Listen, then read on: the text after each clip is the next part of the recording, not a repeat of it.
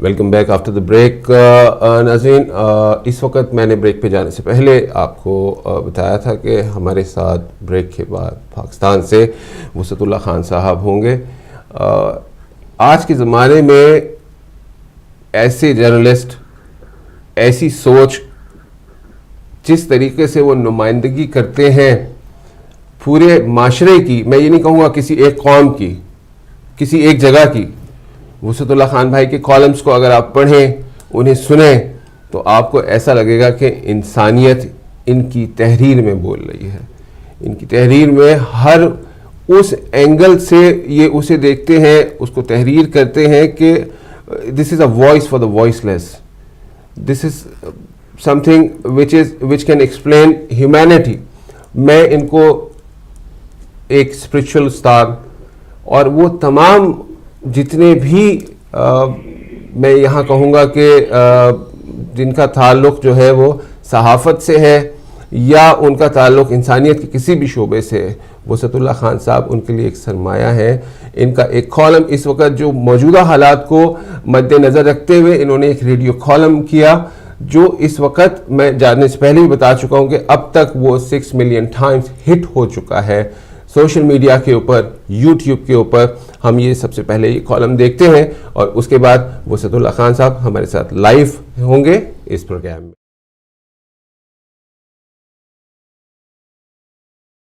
کم و بیش ہر محلے میں 12-14 برس تک کا ایک کیریکٹر پایا جاتا ہے جس کے والدین عموماً نہایت غریب ہوتے ہیں. اس کیریکٹر کا سرپرست پورا محلہ ہوتا ہے. کسی کا سودا سلف لا دیا, کسی کے پاؤں دبا دیے, گاڑی دھو دی, فرش کی صفائی کر دی, کسی کے بچے کو کھلا پلا دیا, گود میں لے کے گھما دیا. محلے کے چکر کاٹنے والے کسی مشکوک آدمی کو پکڑ لیا, کبھی سبزی والے کے پاس کھڑا ہو گیا تو کبھی نائی کے پاس بیٹھ گیا, سگریٹ چائے پان لا دیا اور پھر حیرت سے منہ کھول کے کچھ لوگوں کی باتیں سننے لگا, کبھی سمجھ کے تو کبھی ناسمجھی میں سر ہلا دیا یا مسکرا دیا. اس کیریکٹر کا ماں باپ نے یقیناً کبھی کوئی نام رکھا ہوگا, لیکن اہل محلہ کو اس کا اصل نام جاننے یا پکارنے سے کوئی دلچسپی نہیں ہوتی. اس کا خود بخود کوئی جنرک سا نام پڑ جاتا ہے اور پھر یہی شناخت بن کے چپک جاتا ہے. کہیں بخشو, کہیں بھولا, کہیں چھوکرا تو کہیں جیدا, غرض کوئی بھی نام دے دیا جاتا ہے. کوئی کھانا کھلا دیتا ہے, کوئی عید تہوار شادی غمی پہ ایک آدھ نیا یا پرانا جوڑا جوتا دے دیتا ہے. کسی موالی نے کبھی چرس پلا دی تو کسی نے جوئے کی نال تھما دی. کسی کام کسی بات سے انکار نہیں, سب کی آنکھوں کا تارا یہ بخشو, بھولا, چھوکرا, جیدا. مجھے اپنا یہ ملک بھی بخشو لگنے لگا ہے جو سب کے کام آوے ہے, بھلے دوسرے اس کے کام آوے نہ آوے.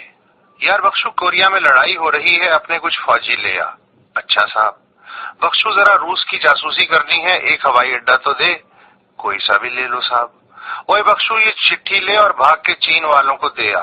ابھی گیا صاحب. ابے صرف چٹھی دے آیا, جواب تیرا باپ لائے گا. ابھی پھر سے جاتا ہوں صاحب. بخشو, فلسطینیوں کی پھینٹی لگانی ہے, ذرا کچھ 2-4 تگڑے لوگ تو اردن بھیج. ابھی بھیجتا ہوں صاحب. ابے بخشو, دبئی میں جلدی سے کچھ مزدور تو بھجوا, کچھ سڑکیں, عمارتیں, ایئرپورٹ اور محلات بنانے ہیں. جی صاحب, ابھی پکڑ کے لایا. اور یہ لے اپنا خرچہ پانی. مہربانی صاحب. بخشو بھائی, ذرا 2 ڈویژن تو دمام روانہ کر دے, سارا کرایہ تنخواہ میرے ذمے, اور یہ پکڑ ایڈوانس. اس کی کیا ضرورت تھی صاحب, بخشو تو آپ کا ہمیشہ سے خادم ہے. ابے رکھ لینا, اور ضرورت ہو تو مانگ لینا. اب بھاگ کے 2 ڈویژن لے آ. شاباش میرا بچہ. میاں بخشو, یہ پکڑ بندوق اور افغانستان کو مار کے آ. مگر صاحب. ابے جانا, یہ لے پیسے, راستے میں ضرورت پڑے گی. اب منہ کیا دیکھ رہا ہے, ضمانت کی فکر نہ کر, میں کروا دوں گا. ٹھیک ہے صاحب, آپ کے لیے جاتا ہوں. بخشو, ذرا دھیان سے سن, میں ڈرون اٹیک کرنے والا ہوں, مگر سامنے نہیں آؤں گا, تجھے آگے کر دوں گا, تو اقبال کر لینا. کیا سمجھا؟ جی سمجھ گیا.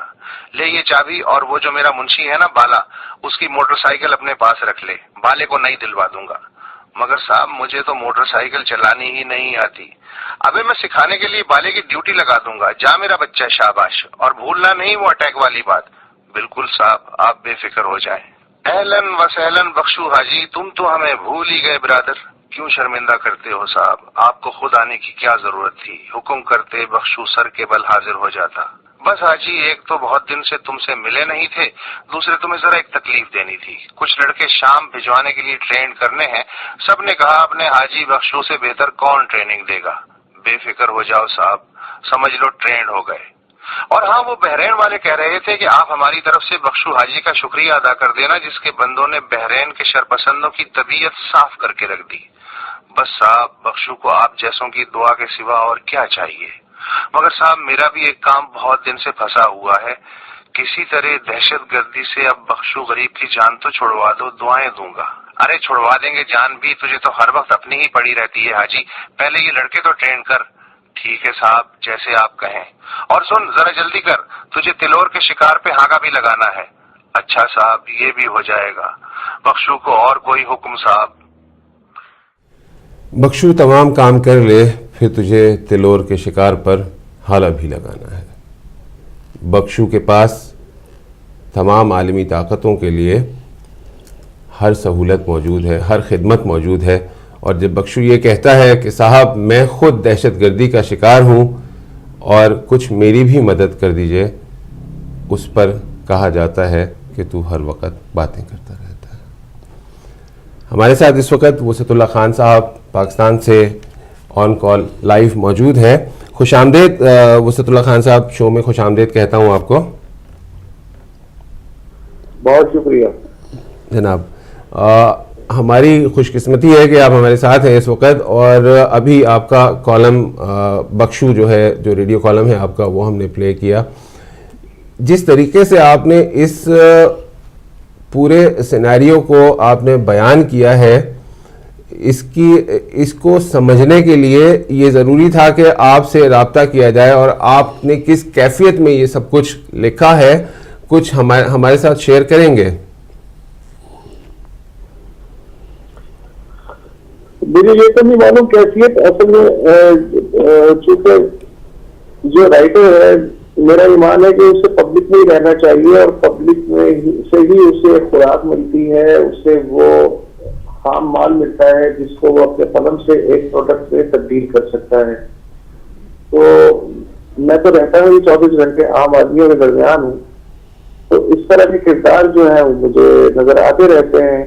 अच्छा, जब ये किरदार कसरत से नजर आते हैं और फिर मैं अखबार पढ़ता हूँ या सोशल मीडिया पे जाता हूँ या इलेक्ट्रॉनिक मीडिया पे देखता हूँ, तो अचानक मेरे जहन में स्ट्राइक होता है कि यार ये तो उसी किरदार की तरह बिहेव कर रहा है कोई मुल्क, कोई सोसाइटी, कोई समाज, तो क्यों ना उसी तरह लिख दिया जाए।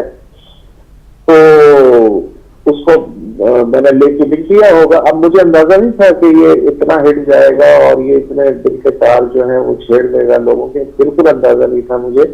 बल्कि ये जो सोशल मीडिया पे आप इसका वर्जन देखते हैं, पिक्टोरियल वर्जन, ये भी मुझे नहीं मालूम कि किस मेहरबान ने इसको मुरतब किया, इतनी मेहनत की, इतनी मोहब्बत दिखाई। मैंने तो सिर्फ इसे BBC उर्दू सर्विस के लिए एक रेगुलर कॉलम के तौर पे ही पढ़ा था। तो अब ये अंदाजा नहीं होता कि कौन सी फिल्म हिट हो जाएगी, कौन सी नहीं हो जाएगी। बाज़ फिल्में जो है या बाज़ तहरीरें आदमी ये सोच के लिखता है कि ये तो उसने मार्का मारा है, लेकिन मालूम हुआ कि वो तो नोटिस ही नहीं गया।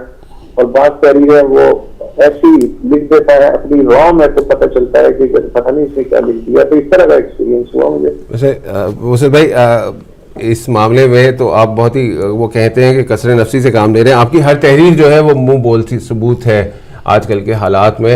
अब अगर टॉपिक की तरफ आते हैं तो ये बताइए कि इस तमाम सिचुएशन को, ये जो डेवलपमेंट हो रही है इस वक्त यमन की सूरत हाल के हवाले से, जो कुछ आपने अपने कॉलम में और जो आपके दूसरी तहरीरों में आता रहता है, अभी रिसेंटली जो है ये भी हुआ है कि ये सियासतदान, हमारी जो ऐवान बाला है, ये APC की तरफ जा रहे हैं और APC बुलाई जा रही है। आप क्या समझते हैं कि ये किस मोड़ और किस रुख की तरफ ये सारा मामला जा रहा है?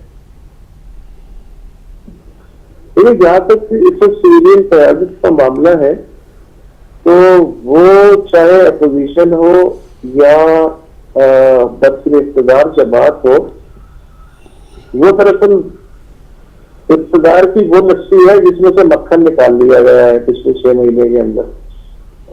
बिलखुसूस ये कि पेशावर में आर्मी पब्लिक स्कूल का वाक़या हुआ है, उसके बाद से ये लोग जो है, ये फ्रंट कंपनी है बेसिकली पीछे तो फौज मामला चला रही है। तो अब APC हो या ना हो, ABCD हो, कुछ भी नाम दे लें, उससे कोई फर्क नहीं पड़ता, इसलिए कि 0 + 0 + 0 = 0 वाली सिचुएशन है इस वक्त सिविलियन साइड पे। तो देखना ये होगा कि जो आर्मी है सबसे पहला वो क्या स्टेप लेती है। उसके भी जाहिर है सऊदी स्टैब्लिशमेंट से डायरेक्ट ताल्लुकात हैं, अमेरिकन स्टैब्लिशमेंट से, उसको अक्सर बाईपास करती रहती है। तो ये फैसला जो भी होगा ये आर्मी करेगी, जाने ना जाने का, और जो भी फैसला होगा वो सीरियस के मुंह से कहलवाएगी। तो आसान अल्फाज में इससे बेहतर बयान नहीं कर पा रहा। और ये भी अगर हम देखें तो ऐसा महसूस होता है कि आर्मी के पास आर्मी में सॉफ्ट कॉर्नर पाया जाता है इस सारी सूरत हाल को देखते हुए, और वो इसमें इन्वॉल्व होना चाहते हैं। क्या ऐसा ही है वसत साहब? नहीं, सॉफ्ट कॉर्नर डेफिनेटली पाया जाता है, सिविलियन सेटअप हो या आर्मी स्टैब्लिशमेंट हो, सब में ही पाया जाता है। फिर आम लोग जो हैं, चूंकि वो एक मक्का और मदीना वाला मामला है और एक तारीखी और मजहबी बॉन्ड है, वो तो अपनी जगह पे है और वो रहेगा भी। लेकिन सवाल यह है कि क्या अमलन आर्मी कूदने की पोजीशन में है, कूदने के मूड में है, या कूद सकती है, ये प्रैक्टिकली हमें देखना होगा। नंबर 1 कूदने की पोजीशन में शायद इसलिए नहीं है कि खुद उसकी प्लेट में बहुत कुछ है पाकिस्तान के अंदर, बलूचिस्तान से लेके फाटा तक और इंटरनल टेररिज्म तक और एथनिक स्ट्राइक तक, और फिर इंडिया का जो ईस्टर्न बॉर्डर है वो तो मुस्तकिल आर्मी के टॉपटाइन के हिसाब से उसका दर्द सर रहा है, और फिर कश्मीर है। तो आर्मी खासी स्ट्रेच्ड है इस वक्त पाकिस्तान की। तो एक 5वां या 6ठा पंगा शायद वो मोल लेने की उस तरह की पोजीशन में नहीं है। लेकिन क्या आर्मी वाकई पराई जंग में जा सकती है? अगर मैं हिस्टोरिकली देखूं तो खुद आर्मी ने पाकिस्तान के अंदर भी जो जंगें लड़ी हैं या पाकिस्तान के लिए जो जंगें लड़ी हैं, वो भी बराह रास्त उस वक्त वो होती है जब उसके जो फैली तंजीमें थी या प्रॉक्सी तंजीमें थी वो काम नहीं कर सकी, वो टारगेट अचीव नहीं कर सकी जो कि आर्मी का टारगेट था। जैसे 48-49 की जो पहली जंगे कश्मीर है उसमें आर्मी डायरेक्ट तो नहीं गई थी, उसमें तो जो पठान मुजाहिदीन थे उनको आगे भेजा था, और ये एक तासुर देने की कोशिश की थी कि हमारा इससे कोई लेना देना नहीं, ये तो आम मुसलमान है, जोशीले मुसलमान जो अपने कश्मीरी भाइयों की मदद के लिए जा रहे हैं। लेकिन जब वो सिलसिला नाकाम हो गया तो फिर आर्मी को मजबूरन डायरेक्ट आना पड़ा। इसी तरह 65 की जंग में आप ये देखें कि पहले जो कश्मीर में लोग गए, ऑपरेशन जिब्राल्टर जो हुआ उसमें सिविलियन भेस में लोग गए ताकि वहां एक बगावत की आग भड़का दें और वो खुद ही कश्मीरी जो है वो उठ खड़े हों। लेकिन जब ऐसा नहीं हुआ और हिंदुस्तान ने रिटेलिएट करके इंटरनेशनल बॉर्डर क्रॉस किया, तब मजबूरन आर्मी को इस मुल्क को डिफेंड करना पड़ा। 71 में आप देख लें कि बांग्लादेश के अंदर आर्मी डायरेक्ट कन्फ्रंटेशन के बिल्कुल मूड में नहीं थी और वो उस पोजीशन में भी नहीं थी मशरक़ी पाकिस्तान में कि वो लड़ सके। लिहाजा उसने बंगालियों को दबाने के लिए अलबदर, अशम्स या दूसरी जो ऐसी तंजीमें थी उनको सपोर्ट की, लेकिन जब मामला हाथ से निकल गया और भारत ने हमला कर दिया तो मजबूरन आर्मी को लड़ना पड़ा। इसी तरह करगिल जो 99 का है उसमें भी आप ये देख लें कि आर्मी ने ओनरशिप नहीं दी, उसने कहा ये तो मुजाहिदीन है, अलबदर वाले हैं जिन्होंने करगिल की चोटियों पे कब्जा किया है। और आज तक आर्मी ने डायरेक्ट उसकी रिस्पॉन्सिबिलिटी नहीं ली, हालांकि पूरी दुनिया जानती थी कि पाकिस्तान आर्मी ही थी जिसने करगिल की चोटियों पर कब्जा किया था।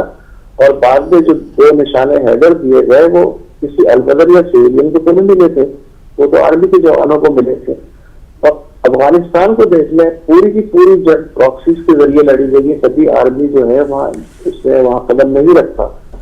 तो इस तारीख से होते हुए ये बड़ा मुश्किल है کہ براہ راست کوئی فوجی بریگیڈ یا ڈویژن جو ہے وہ یمن میں ٹوٹ پڑے گا سعودی عرب کی طرف سے، جبکہ یہ جنگ بھی سعودی عرب کی. بالکل ایگزیکٹلی. اب یہ اس طریقے سے آپ نے جس طریقے جو پوری صورتحال پوری پکچر جو آپ نے بیان کی ہے یہ یقیناً ایک مکمل پیکج ہے، لیکن مجھے بتائیے کہ اگر اسی طریقے سے آرمیز انوالو ہوتی رہیں تو کیا پھر جیسے ہمارے یہاں بلوچستان میں فریڈم فائٹرز ہیں یا انہیں کہہ لیں کہ جو بھی پرابلمس وہاں ایشوز آ رہے ہیں، کیا بلوچستان کے لوگ بھی اگر کسی دوسری قوم کو بلاتے ہیں یا کسی دوسری فورس کی طرف دیکھتے ہیں کہ جی آؤ ہماری مدد کرو، یا پھر جیسے اگر ہم متحدہ قومی موومنٹ کی قیادت کو دیکھتے ہیں کہ وہ اکثر ہمیں یونائٹڈ نیشن میں جانے کے لیے کہا جاتا ہے، وہ کہتے ہیں کہ جی ہم اب یونائٹڈ نیشن میں جائیں گے اور ہم اپنا جو ہے یہ پورا کیس پیش کریں گے، اور پھر وہ جو صوبے کی بات کرتے ہیں، تو کیا وہ بھی کہہ سکتے ہیں کسی دوسری فوج کو کسی دوسرے ملک کے لیے کہ جی ہمارے لیے آ کے سیو کرو؟ کیا ان کے لیے بھی کسی دوسرے ملک کی فوج جو ہے پاکستان میں آ کے انٹروین کر سکتی ہے؟ نہیں، کہنے کو تو کوئی بھی تنظیم کسی بھی وقت کسی سے کچھ بھی کہہ سکتی ہے، اس سے تو کوئی پابندی نہیں ہے، لیکن دیکھنا یہ ہوگا کہ لاجیکل راستہ کیا ہے. ظاہر ہے کہ ممالک کے اپنے مفادات ہوتے ہیں، اور اگر وہ مفادات انہیں پورے ہوتے نظر آتے ہیں تو بھلے کوئی کہے نہ کہے وہ اپنی طرف سے بھی کہانی گھڑ کے مداخلت کر سکتے ہیں، وہ کوئی ایشو نہیں ہے. جیسے آپ نے دیکھا کہ صدام حسین کے پاس ویپنز اور ماس ڈسٹرکشن نہیں تھے، لیکن ایک پورا پلاٹ بنایا گیا کہ ہیں اور اس کے بعد فوجی اتر گئی. تو جسے مداخلت کرنی ہو اس سے کسی جواز یا کہانی کی ضرورت نہیں ہوتی، وہ اپنے ٹینکوں سے پہلے اپنی کہانی خود لے کے آتا ہے.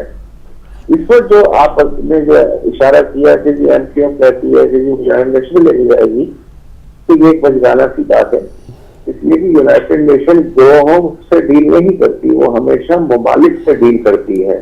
تو ظاہر ہے ایم کیو کے ملک کو نہیں ہے یا کراچی کے ملک کو نہیں ہے، یا جو ہمارے ہاں اچانک ہر جلسے میں جوش سے کہہ رہے تھے جی عالمی عدالت انصاف مداخلت کرے، یہ جو چیچو کی ملیا کے بلدیاتی انتخابات میں دھاندلی ہوئی ہے تو اس کا عالمی عدالت انصاف نوٹس ہے. اس کا مطلب ہے کہ نہ تو انہوں نے انٹرنیشنل لا پڑھا ہے، نہ انہیں یہ پتا ہے کہ وہ کیا کہہ رہے ہیں. تو یہ مجھے ایک نظریہ کی گفتگو لگتی ہے. جہاں تک رہا بلوچستان کا معاملہ، تو بلوچستان جغرافیکلی ایک بہت ہی سینسیٹیو ایریا ہے، اور ایران ہے، افغانستان ہے، پاکستان ہے، پھر پوری پرشین گلف کے ماؤتھ سے ہے. تو یہ اگر ایک قوت مداخلت کرتی ہے تو لامحالہ پھر اسے کاؤنٹر کرنے کے لیے دوسری قوت بھی مداخلت کرے گی. اس وقت بلوچستان میں آلریڈی کئی پراکسیز کام کر رہی ہیں، مثلاً وہاں ایران بھی ہے، چائنا بھی ہے، کچھ امریکن سافٹ کارنر بھی ہے، کچھ افغانوں کی طرف سے بھی ایک سافٹ سچویشن ہے، کچھ گلف کی جو کچھ ریاستیں ہیں، خلیجی ریاستیں ہیں، ان کے بارے میں بھی کہا جاتا ہے کہ ان کا بھی کوئی نہ کوئی وہاں پہ مرافق ہے، اور پھر پاکستان کی اسٹیٹ کا بھی اپنا ایک اسٹیٹ ہے. تو یہ ساری کھچڑی جو ہے بلوچستان میں آلریڈی پک ہو رہی ہے، لیکن بلوچوں کی آبادی اتنی کم ہے. اگر تو یہ ان کی آبادی اتنی ہوتی جتنی بنگالیوں کی تھی تو تب ہو سکتا ہے کہ وہ اپنے طور پہ لڑا کے جو بھی وہ چاہتے ہیں کر لیتے ہیں. لیکن 80 لاکھ کے قریب تو ٹوٹل ان کی آبادی ہے بلوچوں کی. پھر یہ ہے کہ جو پشتون ایریا ہے بلوچستان کا، وہ بالکل انٹرسٹڈ نہیں ہے ان کی جدوجہد میں ان کا ساتھ دینے کے لیے، اور وہ پاکستان کے ساتھ اپنے آپ کو آئیڈینٹیفائی کرنا چاہتے ہیں. تھوڑے بہت بلوچ بھی ہیں جو پاکستان کے ساتھ خود کو آئیڈینٹیفائی کرتے ہیں. تو یہ بڑا مشکل ہوگا کسی ایک طاقت کے لیے کہ وہ یہ کر سکے. ایران کا ظاہر ایک بہترین انٹرسٹ بنتا ہے اس لیے کہ ایرانی بلوچستان کو اسے کنٹرول میں رکھنا ہے، تو پاکستانی بلوچستان میں اگر کوئی گڑبڑ ہوتی ہے تو اس سے یقیناً ایران کے اثر تو پڑتا ہے. لیکن ایران یک طرفہ طور پہ تو کوئی کارروائی کرنے کی پوزیشن میں نہیں ہوگا انلیس کہ پاکستان اس سے ایز اے اسٹیٹ کوئی مدد مانگے. تو مجھے نہیں لگتا کہ کسی گروپ کی درخواست سے بلوچستان میں کوئی آرمی کسی ملک کی جو ہے وہ آئے گی. ٹھیک. اچھا مجھے یہ بتائیے کہ ابھی یہ جو انتخابات ہیں کراچی کی ایک سیٹ پر جو ہو رہے ہیں، اس میں متحدہ قومی موومنٹ اور تحریک انصاف آمنے سامنے ہیں. اس کے کیا نتائج ہوں گے؟ کیونکہ یہاں جو سٹوریز آ رہی ہیں وہ یہی ہیں کہ جی آئے دن وہاں پہ دونوں میں آپس میں کلاشز ہو رہے ہیں اور ایک دوسرے کی طرف ٹال کلیمز کیے جا رہے ہیں. عمران خان کا مطالبہ یہ ہے کہ اس پورے الیکشن کو جو ہے وہ رینجرز کی نگرانی میں کیا جائے اور رینجرز ہی تعینات ہو اور تمام صورتحال کو کنٹرول کر سکے. اس آنے والے الیکشن میں اس بائی الیکشن کو آپ کیسے دیکھتے ہیں اور کیا لگتا ہے آپ کو کہ متحدہ قومی موومنٹ اگر جیتتی ہے تو کیا ان کے ووٹوں کی تعداد اتنی ہی ہوگی جیسے کہ پچھلی سیٹوں پہ ہوتی تھی، یا پھر جیسے منظور وسان صاحب خواب دیکھتے ہیں اور خواب دیکھنے میں مشہور ہیں اور انہوں نے کہا ہے کہ اس مرتبہ 50,000 ووٹ سے زیادہ پولنگ نہیں ہوگی اور جو بھی 26,000 لے جائے گا وہ جیت جائے گا؟ کیا کہیں گے، کیسے دیکھتے ہیں آپ اسے؟ ڈپینڈ کرتا ہے کہ پولنگ ڈے سے اور اس سے پہلے تشدد کی کیا صورتحال رہتی ہے. اس کی بنیاد پہ یہ ظاہر ہے ووٹر گھر سے نکلے گا. لیکن روایتی طور پہ تو یہ ایم کے ایم کی سیٹ ہے. اچھا، تحریک انصاف اگر ہار بھی جاتی ہے تو اس کا کوئی اس لیے نقصان نہیں ہے کہ وہ تو بڑی آسانی سے کہہ سکتی ہے کہ دیکھیں جی دھاندلی ہوئی ہے اور کمیشن بنے اور ہم نہیں مانتے اور یہ ہے وہ ہے. خود بظاہر جو حکومت سندھ ہے اس وقت اس کا رویہ بھی کوئی بہت زیادہ دوستانہ این پی ایم سے نہیں لگ رہا، لیکن پیپلز پارٹی یہ بھی نہیں چاہے گی کہ تحریک انصاف جو ہے اس کو ایک فٹ ہولڈ ملے کراچی میں بہت زیادہ. تو یہ ایک سہ طرفہ چوطرفہ قسم کی لڑائی ہے. لیکن چونکہ روایتی طور پہ ایم پی ایم کی سیٹ ہے اس لیے سرے دست میں یہ کہنے کی پوزیشن میں نہیں ہوں کہ ایم پی ایم یہ سیٹ لوز کر سکتی ہے. ہاں، البتہ ووٹوں کی شرح کم ہو سکتی ہے، ڈپینڈ کرتا ہے کہ لا اینڈ آرڈر کی سچویشن وہاں کیا ہے. لیکن اگر یہ تحریک انصاف اس چیز سے جیتتی ہے تو میرے خیال میں یہ ایک پولیٹیکل اپسیٹ ہوگا. ویسے تو پولیٹیکل اپسیٹ ہوگا یا فرشتوں کا معجزہ ہوگا؟ نہیں، مجھے اس کا علم نہیں ہے کہ فرشتے جو ہیں وہ ایک سیٹ میں توانائی ضائع کریں گے. اچھا، وسعت اللہ خان صاحب میرے ساتھ بے نظیر بھی ہوتی ہیں اس شو میں، آپ سے کوئی سوال کرنا چاہتی ہیں بے نظیر پلیز. جی شکریہ. سب سے پہلے میں آپ کو خوش آمدید کہتی ہوں شو میں اور آپ کو سلام پیش کرتی ہوں اور آپ سے یہ پوچھنا چاہوں گی کہ جو فی الحال اس وقت کرنٹ یمن کی سچویشن ہے اور جس طرح پاکستان کی پولیٹیکل پارٹیز کہہ رہی ہیں کہ جب اگر سعودیہ کو ضرورت پڑی تو ہم لوگ انوالو ہوں گے، تو جس طرح آپ نے ابھی پہلے بتایا قاسم بھائی کو کہ آپ 24 آور 24 گھنٹے زیادہ تر عام آدمی کے ساتھ رہتے ہیں، اور میں یہ پوچھنا چاہوں گی کہ ایک عام آدمی کا ریاکشن کیا ہے؟ آپ نے تھوڑا سا بیان کیا ہے لیکن یہ پوچھنا چاہوں گی کہ کیا واقعی ایک عام آدمی کو ایموشنلی مکہ اور مدینہ کا واسطہ دے کر بیوقوف بنایا جا رہا ہے؟ لیکن بیوقوف بن نہیں رہا عام آدمی، اس لیے کہ ابھی جو اس جمعے کو تحفظ حرمین شریفین کے نام پہ جو پاکستان کے مختلف اس میں جلوس نکلے ہیں جی، تو اس میں زیادہ تر وہی لوگ آگے تھے جو کہ عام طور پہ لوگ سمجھتے ہیں کہ یہ سیکٹیرین ٹینشن کو پھیلانے میں بہت ہی مددگار اور کوپریٹو ہوتے ہیں جی. تو عوامی پارٹیسپیشن اس طرح سے مجھے نظر نہیں آئی. دوسری حیرت انگیز بات یہ ہے کہ اس معاملے پہ دو پارٹیاں لوگوں کو موبلائز کر سکتی ہیں، ایک تو جماعت اسلامی ہے جی. اور ایک فضل الرحمان صاحب کی جمعیت علماء اسلام ہے جی.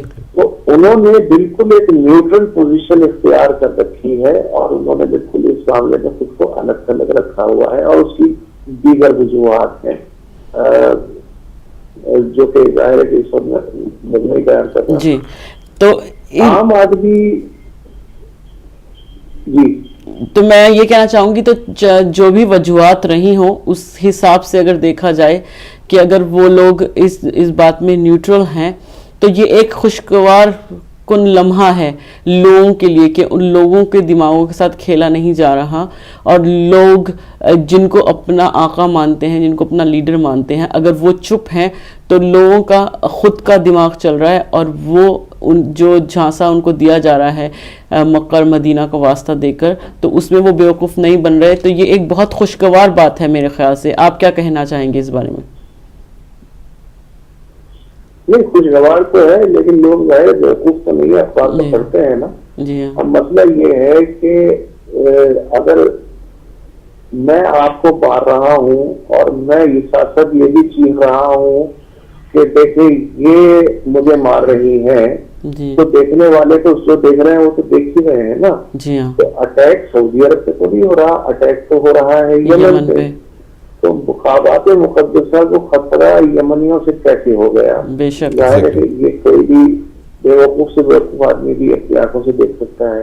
پھر دوسری بات یہ ہے کہ جو یمن سے پاکستانی واپس آئے ہیں، جی ہاں. چینلوں نے ان سے خاصا زور لگایا یہ کہلوانے کے لیے کہ جو حوثی ہے جنہوں نے قبضہ کر لیا ہے صنعاء پہ یا عدن پہ، تو انہوں نے ان کے ساتھ بڑا کوئی ظلم و ستم کا پہاڑ توڑا تھا. جی. لیکن کوئی بھی پاکستانی جو واپس آیا ہے وہ یہ کہنے کو تیار ہی نہیں ہے. وہ تو یہ کہہ رہے ہیں کہ انہوں نے تو بہت آرام سے ہمیں جانے دیا، بسوں کا بھی انتظام کیا، کھانے پینے کو بھی دیا، اور کوئی ڈر خوف نہیں تھا، اور ہمیں بہت ہی عزت و احترام کے ساتھ واپس بھیجا ہے. بے شک. تو اس طرح سے پھر وہ کوئی رائے عامہ بن نہیں پا رہی ہے.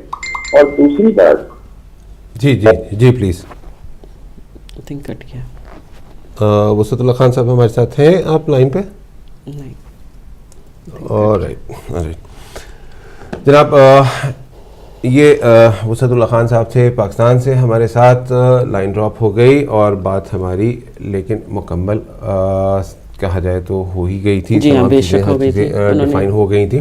اس وقت مجھے بریک کے لیے کہا جا رہا ہے، اور اسٹے ٹیون وتھ ہدایت ٹی وی، کیونکہ آنے والی سٹوری میں شامل ہے سندھ انڈس ڈیلٹا پاکستان میں جو ہے وہ اس وقت ڈوبتا چلا جا رہا ہے، اور اس کے ختم ہونے سے کراچی، ٹھٹھا اور بدین کا 67,000 ایکرز جو ہے وہ سمندر کی نظر ہو چکا ہے. اس پہ ایک نظر ڈالیں گے بریک کے بعد. ٹیک اے بریک.